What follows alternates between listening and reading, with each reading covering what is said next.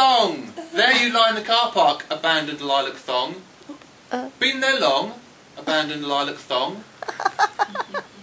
A moonlight quick one with chips on the floor, a moment's passion, a pair of lost drawers. The lilac now has faded, cruelly paraded and poked at by feet. You're working your way back up the street. Poor lilac thong, abandoned so thickly. Was your owner dropped so quickly? If first you don't succeed, try again, said the man with multiple fractures, who jumped off the roof 22 times in an attempt to fly. Any post for me? Asked the nun of the postman. Afraid not, said he. Maybe tomorrow. Aha! Just as I thought, said the man, when he put his hand in the blender and his fingers were chopped off. Oh, God.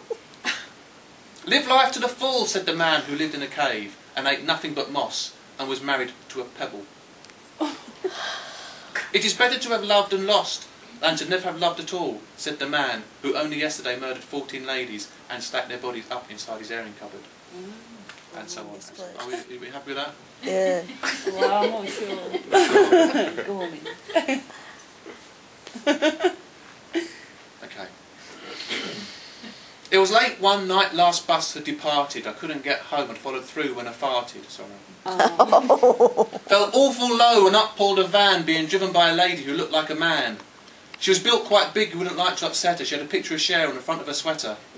She said, "Hey there, son, you fancy a ride?" I swallowed hard and I climbed inside. There were 2 furry dice hanging from string. The ashtray was full of an upsetting thing.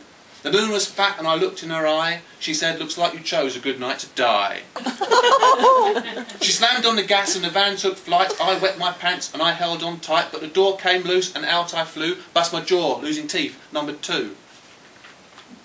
I hit the gravel hard and I skinned my knee. Biting back the tears, I looked round to see that the truck had gone, the lady with it. Into thin air, I could hardly believe it. I got home that night and I rested my head. Had a dream she stood at the foot of my bed. "Sweet dream," she said, and she gave me a grin.